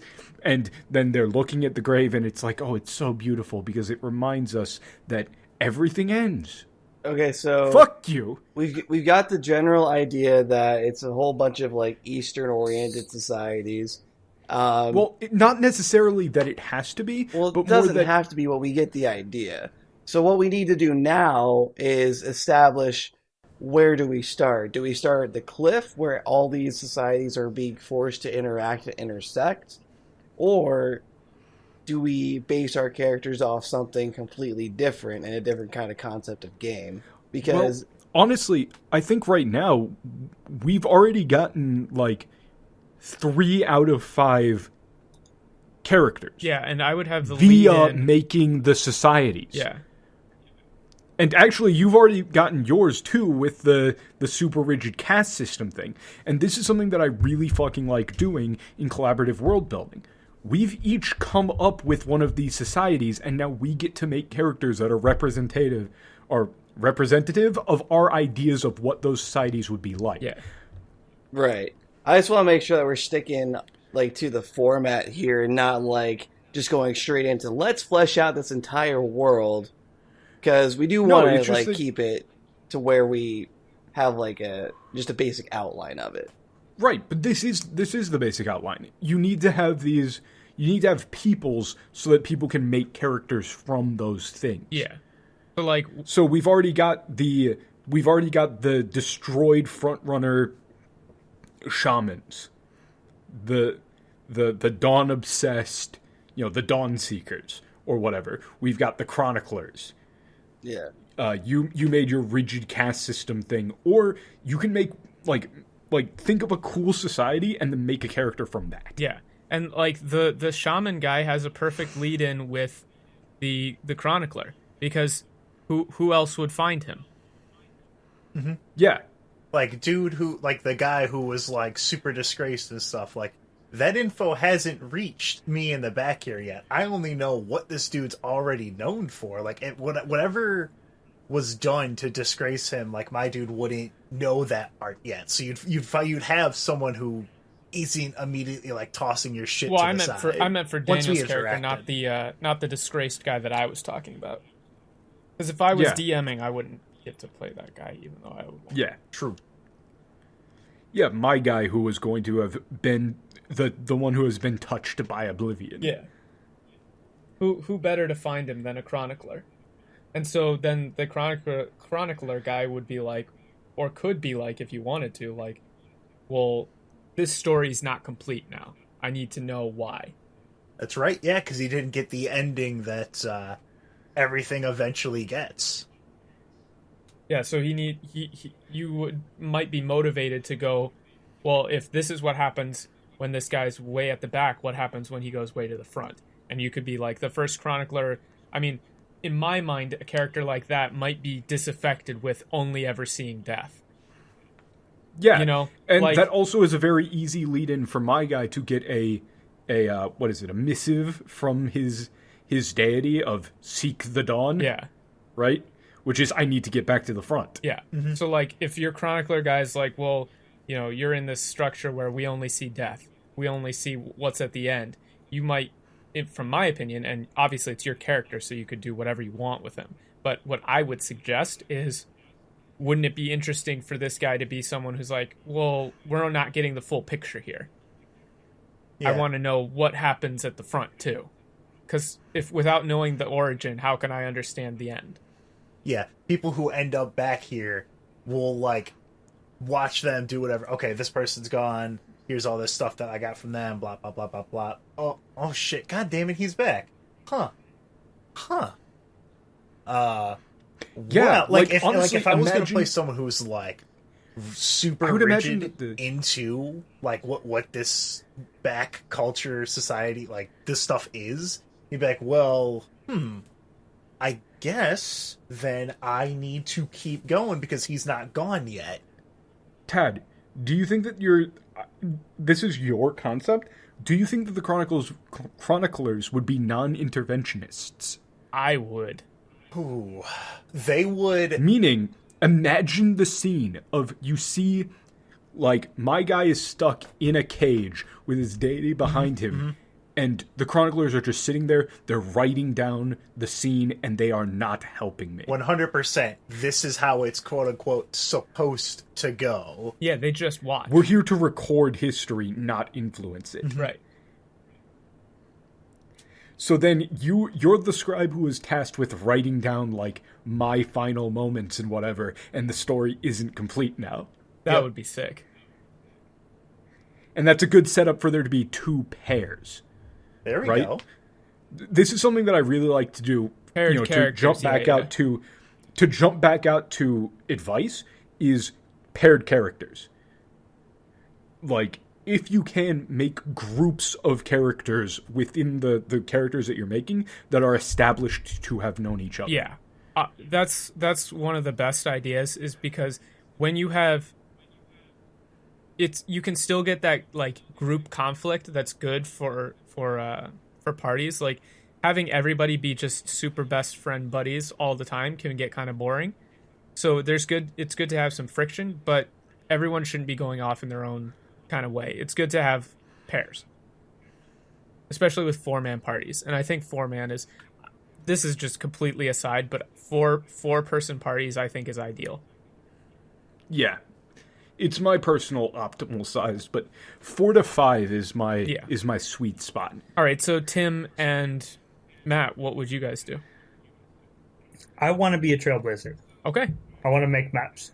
So then Be just the opposite of the chroniclers. I make history. Everyone sees what I do. I don't see what anyone else does, though. So I would say, how about you're the trailblazer, not just a trailblazer, but you're the guy who goes so far forward that you get pushed back a while. What would that society Like, be like? no- What is that group like? He could be part of the rigid caste system and be like someone that's granted autonomy to explore because of whatever gift he has to get into the further oblivion. And he could be someone that reports to me, someone that's like a scribe for the church. He's like, so this is what I saw. and it would be up to me to interpret what that means from whatever deity. Like, say, this is what is going to be ahead. Tell your people to assess this challenge this way. This will improve you by XYZ. Well, Because I could see. Let's think about, the people that are in the center here, like needing to have everything be really fucking efficient so that they can keep moving forward and not have like bits and pieces of their whole centralized group like falling behind, some going ahead, making sure so like they're really fucking on the ball for like everyone that's in front of them. My image of these guys is like they're the only people who have a city. Mm-hmm. Yeah, the city. I would suggest for Tim, rather than them being directly answerable to the cast guys, I would say that they're subcontract. They Maybe. sell their information to them. I would say Tim, Because I think that gives him more I'd freedom. make maps and then I would sell them to like the big players, the people who would buy maps from me. Yeah, each of us have kind of built a society and built a concept, and so I want to give Tim the same opportunity. Because if he has an idea of like an entire culture of like map makers and explorers who specifically are at the absolute front and in a position where they get first pick of everything, and they are absolutely adaptable to every situation. Like the image that I'm getting immediately is a group of people who are always prepared. Yeah, it's me, my dog, and my backpack, and like there's several map makers who are, up with me in the mist. We all kind of are separate, but we tend to take care of each other, kind of stick together, because we have almost no contact with the rest of civilization. They're always behind us. So this is like a steppe nomad sort of thing, like that sort of vibe. Oh fuck, dude, you can falconry. I'm just gonna throw it out there, falconry. I like the idea of Tim's dudes, like they operate in like smaller groups, like they rely on each other to keep going as like best as they can. Like there's a strong camaraderie of that stuff. Yeah, I mean, set up this dichotomy for the caste system versus the interdependent nature of these map makers. Like, it doesn't matter. It's like they would the idea of caste determining what you can do for the map makers would be totally against. That's kind of absurd, and it would be very detrimental to us, exploring. Oh god, the imagery that I'm getting right now from this is like it's kind of like the old school like Mongolian steppe shit, except with more mysticism and weird shit. Like, imagine that you've got that gigantic falcon that soars into the air and it reports back to you. You look into its eyes and you can see the horizon, right? Like, you get the information of the horizon, you use it to map out, and then you see the person like in a trance drawing up the topography of the area coming forward. That's right. I keep forgetting that this is like there's some magic to this setting. I keep forgetting that. There's as much or as little magic as you want. Yeah. Mysticism. See, I prefer this is also just pure DM bias, but I prefer mysticism to magic. Because like fucking I don't Lord of the Rings magic. Yeah, I don't like scrolls of fireball. I like communing with the old spirits and shit. Yeah, I would imagine that these guys would be like the pinnacle of that shit. Where they're not necessarily like the deepest entrenched into it, but they're the best at it. What would prompt your guy to meet up, you and Matt, to meet up with Dan and Tad? Why? I feel like there's no way we would naturally meet. It would have to be an outside thing. Like, what's Matt's character this again? Giant. Matt hasn't quite gotten Tim's. Oh, okay. Okay, like I got an idea. Yeah. So like that giant wall, like one of the potential ways to get around it would be like they just fucking drill a hole in it, and so everyone kind of gets funneled into that part. Just as like one of the ideas where everyone would have to kind of mingle a bit. Get real fucking dark real quick and have caves. Oh no. No, just Cave caves. in. You bust in through the wall, and it's a winding, Oh. twisting cave system. Jesus Christ. No. Let me guide my city full of people Too through this spooky. totally blind cave system. That would be... Fuck. It would be interesting. Well, but what if you run into a Spooky. dead end? If you go down the wrong cave, you have to backtrack, but you can only backtrack so far. You can backtrack Before you pretty get far. fucking wiped out. Well, That's fucked up. But think about it The like world this. cave. If you would want to delay going into those caves for as long as possible to try and find the end. But if you keep delaying and delaying and delaying and delaying until the entrance is at the edge, well, you've just run out of choices for how to get through them. You could have the cave system open, but not Fuck. take it and leave it for the people behind you to go into and explore themselves. Well, that's just What do you one mean? concept. I don't know if I would go with caves. I don't know if I'm Yeah, the biggest these fan are- of that. I feel like it's Yeah. a very different tone to the rest of the game. Well, that But- might be like a Yeah. that might be something But- I would do like midway through the game. Okay. I kind of want to talk about and flesh out these cartographers a bit more though.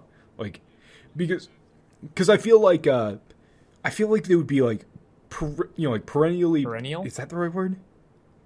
Prepared That's for seasonal. I have no idea. Yeah, what's the term for like the absolute best Perfect. at? You're looking Fuck for the off. word But pinnacle? there was a word on the top of my tongue.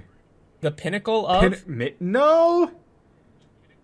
No, that isn't. Whatever, fuck it. The best Anyway, in perpetuity. like as far as things that they would carry with them, like ridiculously warm clothing, ridiculously light clothing. Yeah, it would be the fewest number of things that could cover the widest number of scenarios. Right. So I'm getting an image of like the absolute most prepared people ever. The things that they value to take with them are things that are useful in a niche. That sets them up to be in direct conflict philosophically with the caste people because the caste system people are literally carrying their baggage with them. Yeah, I kind of like the idea of the caste system people not necessarily being a constant thing that you interact with, but more of like that was an my antagonistic idea, was force. that this is the big society and they think that this is the way that things should be done. Because look, they have this city. They're obviously the most successful. and what they're only buying maps from us out of like practicality or necessity. Yeah. So then, what's the Because it's beneath trigger them. moment for Tim's character moving off and doing things? Maybe you find. I mean, if weird we're doing the shit. cliff, it's, my eagle comes back. I see just this giant stone wall. So we all saddle up and ride out to it, and when we confirm that's just a big fucking wall, we'd probably go back to the city because you can't just climb a 300-foot cliff, I don't think. I've got a thing, but it might be a bit too focused on my dude. Imagine, if you will, that you've got the cliff face, and on a section of the cliff face you see symbols of the various deities that the giant city has destroyed. I think that's probably too on the nose. I think that's too obvious. I would go with just it's a It's not obvious to me. well, I mean obvious in terms of wow, it's very clear that the city is responsible for this. Oh. Yeah, the city Not- did this. Yeah. Yeah, that makes them too Bad obviously guys. antagonistic. I would say that the wall The lead-in I was thinking of then is that you need to get something that can actually interact with the symbol. Well, what I would do is I would say that the wall is like perfectly flat. Mm-hmm. It's not natural looking at all. It's like, Okay, so it's not like a cliff face. It's just a wall. and you can't see the An top. artificial. So we come up Thing. to it, and we can't go through it, and we can't go around. Yeah, you'll never knock it down. The wall. the wall. Get a shovel and go underneath. So then I would say that, like, well, that puts a strict end to your cartography, right? And then from that, I would go, like, well, you've got stories, right, of, like, the oral history kind of thing. And then that ties into if the way before you is blocked, you'll have to seek, the end. Question. If we were going with the hawk thing, what if they sent up one of those hawks to see over the top of the cliff, what would they see? I would say that the hawk would, like, catch on fire and die. Shit. What? Okay, sure. No, like, you're looking through the hawk's eyes. I'm stealing this scene from Game of Thrones. It was a really good scene in the book. And, it gets right to the very top, and then it just suddenly, all you see through the eyes are flames, and it just screams and falls to the ground. So you cannot see what is at the top of the without going of the there cliff. yourself. I wouldn't want to go there after that. I would just assume it would straight up kill me. But you have to. Yeah, eventually you'll have to. Yeah, that's the meme. So then that ties into, like, here, I would just tie that in, like, the flames are that symbol. The symbol of that destroyed deity from the Oblivion. Yeah, see, right? that's the thing is, like, yeah, this wall here, I could see a sizable amount of people just being like, hey, why don't we use this as an opportunity to fucking stop? Yeah, that's what I was talking about And way then earlier. It's like, there would definitely have to be groups of people that, hey, there's a wall here. We probably shouldn't continue on. This is probably the end of that. This is our world now. Yeah, this is perfectly serviceable. Why don't we just fucking chill? Yeah, you have it keep moving anyway. This is the only time in recorded history where the line keeps moving regardless. Okay. Which is what triggers the panic. Oh my god, I could fucking see it. Like, we reach You're the being wall, pushed off the earth. and like the like news of this like cliff finally gets all the way to the back. Then everyone's like, oh, well, I guess we must just stop then. And then it just keeps going. Yeah. Oh no! Oh no! So the world is literally getting smaller and smaller and smaller.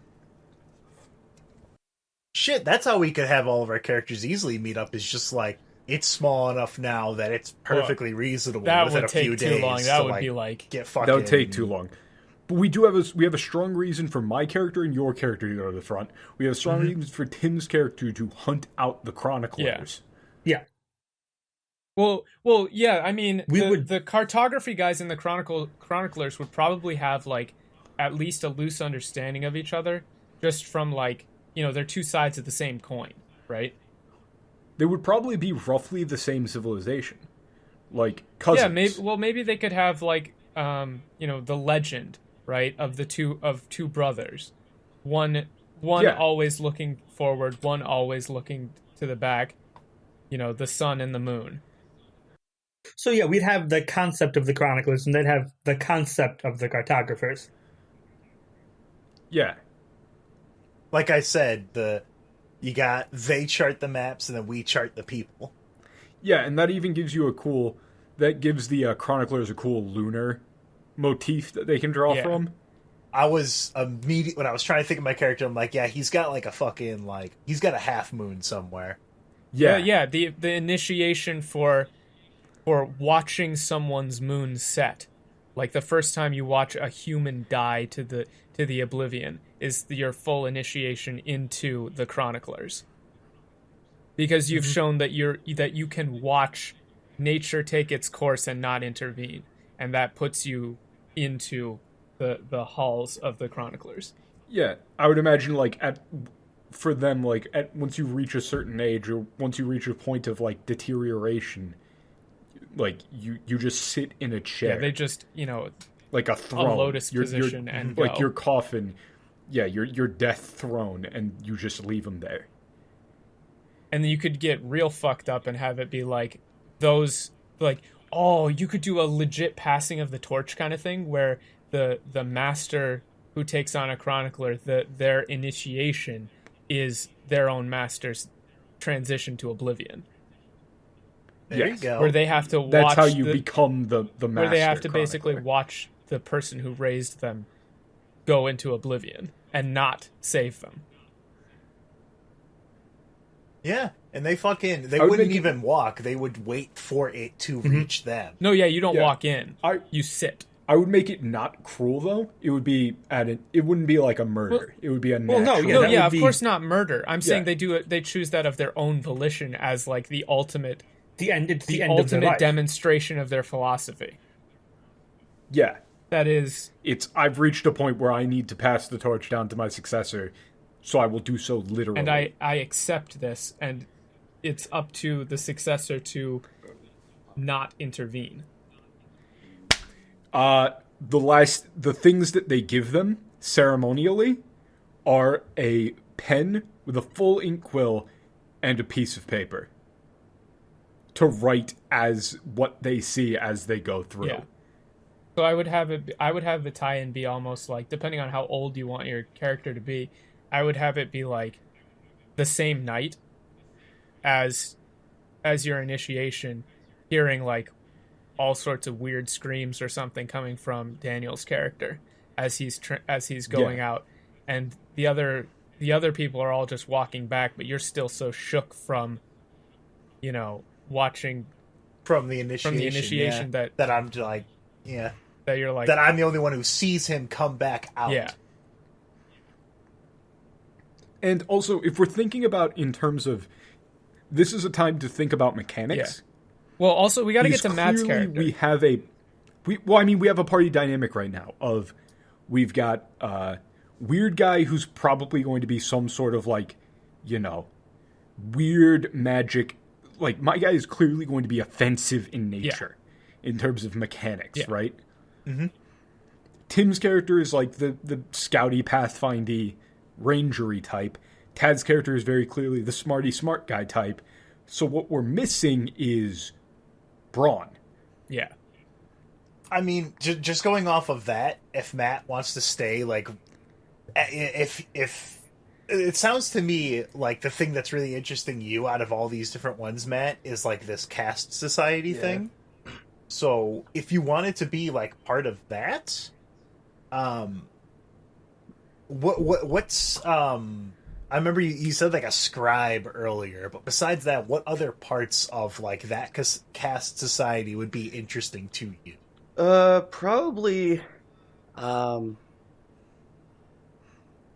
perhaps an enforcer of the caste system. You could be like a protector, like responsible for like the safeguarding the city, or like making sure that it can roll on. Another option is, of course, like, you came up with this concept, but that doesn't mean that necessarily needs to be where your character is from. You can come up with another. Yeah. If you got of a course. different idea, or if something's coming to your mind of like, oh, this is a thing that I would want to do, just make the society for it. Like, Yeah. you can just do whatever. If you got any other cool ideas. Well, I like the idea of coming from the civilization that's the largest and the baggage that comes with it, especially if you're going to be like an important person from that society. So, Literally the baggage. So- I like it. It's funny. It's good. This is good. So then, my advice, and this would probably be Michael's advice too, since the rest of our characters are going to be directly at odds with that civilization, probably, Yeah. the thing that you would have to think of is, what would make your character go against that shit? Yeah. You'd probably want to go with a character that has a falling out with that concept to fit in with the rest of the group motif. probably someone that was brought up in one of the higher levels of the cast and is tasked with safeguarding the connection between, like, say, the second lowest and the second highest. The middle point.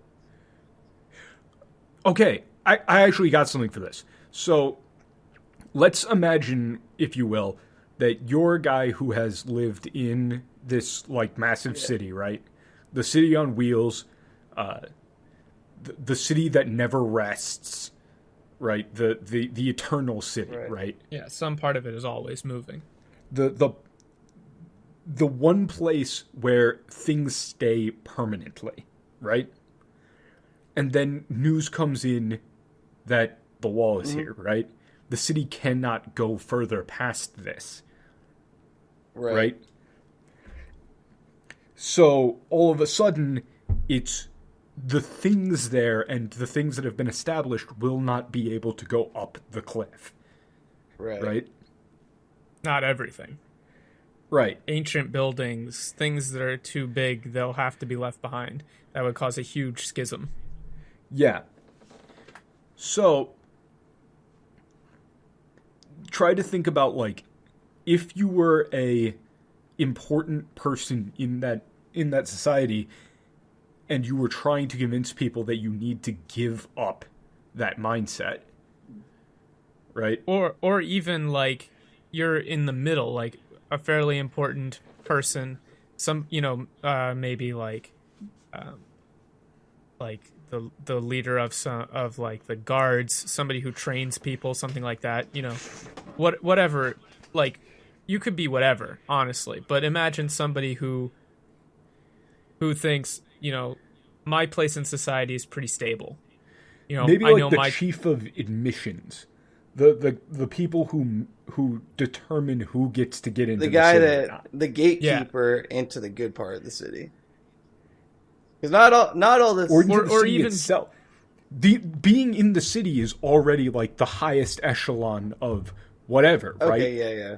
Like, you probably wouldn't gatekeep further than that. So imagine the gatekeeper, the guy who is given, like, who is tasked with and has authority to decide whether or not somebody is to be let in. And now imagine that that word comes in that no one is to be let in, ever again, because they're like, the news hit them. They're like, okay, let's just lock everything down here while we figure this out. Yeah, lock everything down while we figure it out. We can't take refugees. The people in the front are going to have to go somewhere else. The people in front of us are going to have to go somewhere else. The people behind us can't come in. And so you got this wave crashing against the gates. Not only that, but, like, not quote unquote the higher ups and the hierarchy is going to be like, well, non-essential things, they're just gone because we have to keep all of our stuff. So, Matt's character's holdings and title and all of that could be basically wiped out with the stroke of a pen. So imagine then that you're the gatekeeper, and the first week a couple people come by and you check their papers and they're not let in anymore.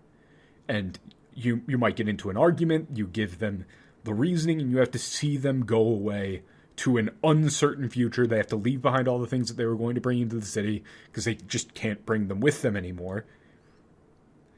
And then, as time goes on, the sheer number of people per day that start showing up gets more and more and more. Yeah. Until it's like a mob. Until, like, the archers at the top of the castles need to, like, point things down and threaten people away. And you're the one, like, pushing everyone back. Trying to be like, hey, these are our people, regardless of whether they're in the city or not. Pointing arrows at them is fucked up.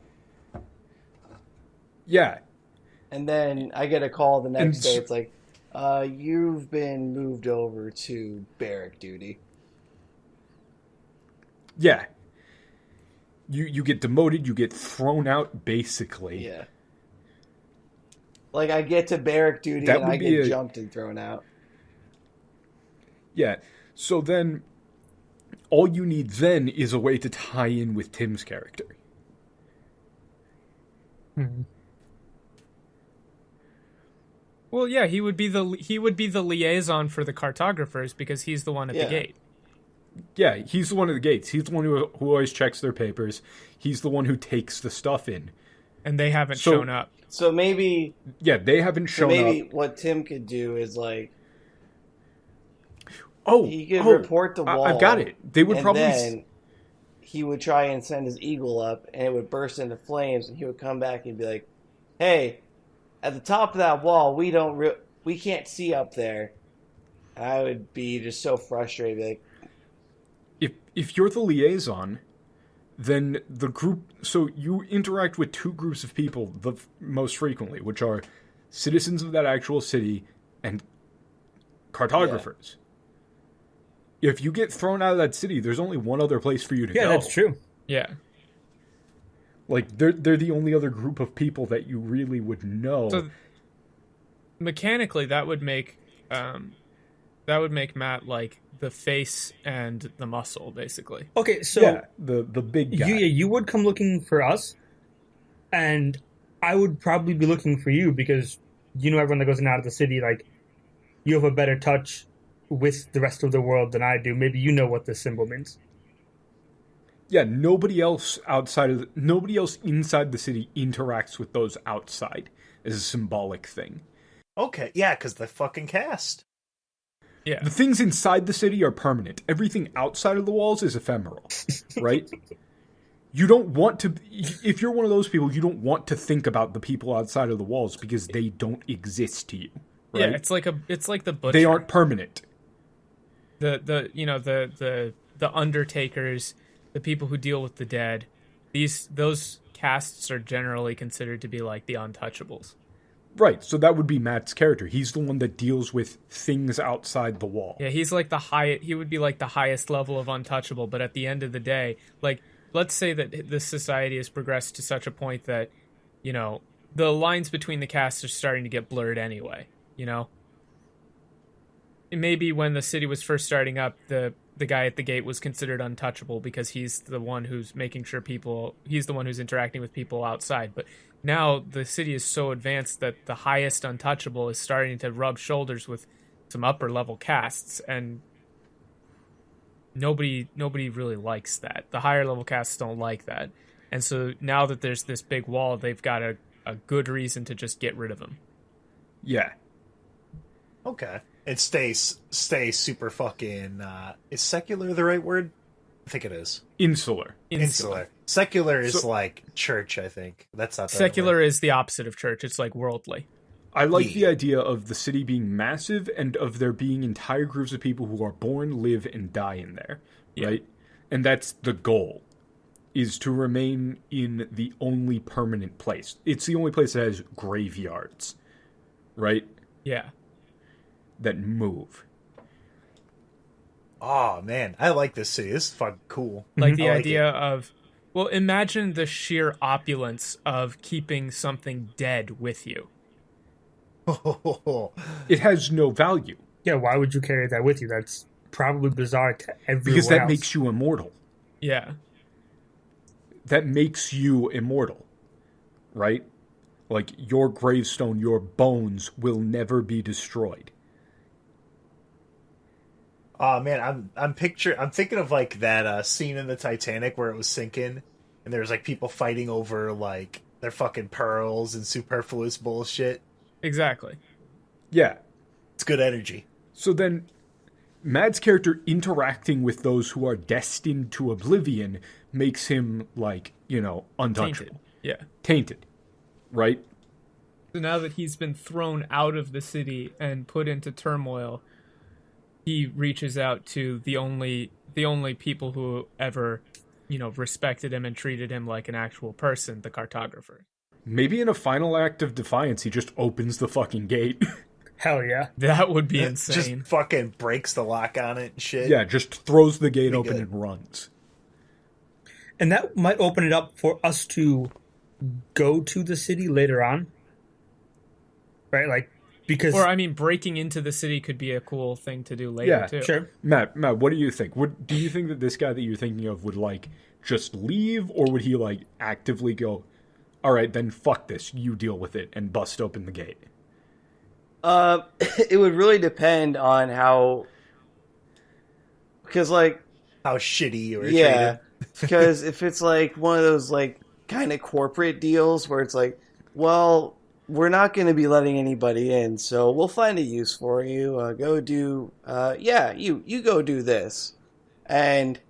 I was thinking, like, explicit caste system. Yeah, like, you're thrown out. You're no longer allowed inside the city. Oh. You're an outsider now. Yeah, because I think it's a little bit weird because we don't really experience caste systems in this gamer society that we live in. Then my character would know about the wall, and he would, at that point, just think about it logically. Like, he's gonna be a smarter character. It's like, well, this ain't gonna be here anyway. I have to get over the wall no matter what if I want to live. Hey, fuck y'all. And just deal with whatever happens later. And then that's a massive scene of chaos as the hordes outside try to rush into the city of the safe haven of the city, and you just turn your back on it as the chaos unfolds, right? Yeah. Which then gives you a good opening to go over to the cartographers to probably be there when the scene of like, okay, we need to figure out how to get over this wall thing goes up, and then you see the symbol, and then you go, oh shit, we need to go to the chroniclers. Yeah. And then everything ties together. Yeah. And that would lead me to session 1, which would be the meeting. Yeah. Are we sure we can't play this game? No, we totally can. That's what I know, said. right? And we definitely can play We can this totally game. play this game as like, you know, a break in between. I would totally be down to play this as like a 3 or 4 session mini campaign. Hey, guess what, idiots? The idea of the Taurus comes from the culture Fuck! direct. No, yeah, I thought we assumed that. It's Yeah. just Michael's Homestuck. But yeah, like, I thought it was Halo. notice this took us 2 hours. This only took us 2 hours, and we went from nothing to having a fully, like, moderately fleshed out world with multiple different societies, and we can flesh out more as we go. Like, this is the point where, like, now we can go away from world building and more to, like, just general advice. From here on, you would, like, talk to the DM. You would all, like, maybe have a Discord server, and you're like, I came up with an idea for a cool little thing. Like, here's an idea for a society. Here's an idea for a society. And this is where you decide what system you're going to play. Yeah.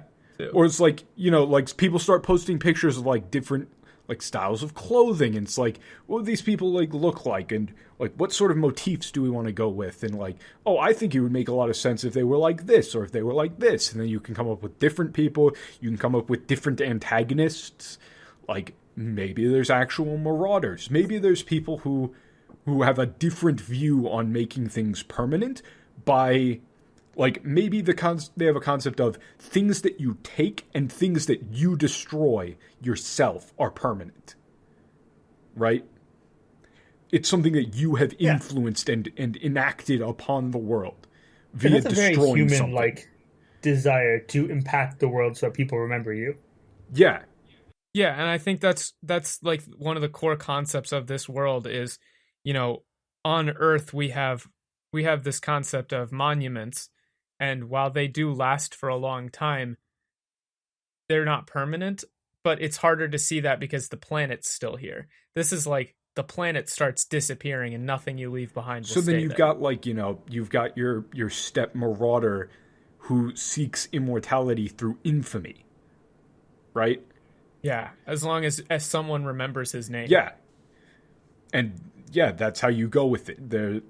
That's the thieves and destroyers, and you come up with things like that as potential things for people to run into, and you come up with, like, oh, hey, here's an idea for, like, a magic thing. Like, what about the society that's all riding on that cool giant? Remember that guy? I like that guy. He's a cool guy. Yeah, it's almost like the city, but it can move. Yeah.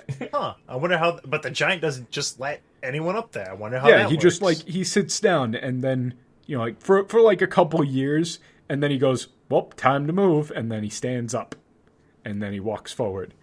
Like, what do the people that are in the city think about those? Like, are they fucking, like, super jealous? They look at them like, man, look at them, they're doing this horribly wrong. What do they think about I would shit? say that they're like extremely humanistic. Like, not that it's cheating, but it's cheating. Yeah, it's not something that they built. You didn't build it. You didn't make it happen. You're just... It's like the difference between a leaf floating down a river and a boat. Yeah. That's those guys' motif. Where the people on the giant are like, go with the flow, right? Filthy fucking hippies. Yeah, they're filthy fucking hippies, but they're super nice. And their big giant guy is just like, oh, what? That guy? Yeah, he's cool. "Oh, hey, what's up? You're one of those like chronicler things, right? Neat. Do you have any like stories about me? I hope you do." Boy, I love stories. I like big, gigantic world forces that are chill.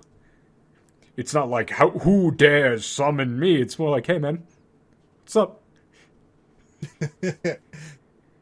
What's some of these sour gummy worms? Yeah. I got these gummies. They're like 2 snakes, but I keep all the sour They ones. make You them get in the this sweet little ones. weird salt pond on my head. You want some sour gummy worms is the chillest world power. They tell me that they're very tasty. I can't taste them. Made of rocks. Okay, so now we've moved completely off of the world building and into something else. So we should probably end this here. Well, no. The other bit that I was trying to get into is that this is what you want to do after that session. It's just come up with shit. Like, just come up with stuff. Throw things at the wall and see if everybody likes it. You know, this is how you add more detail to the world.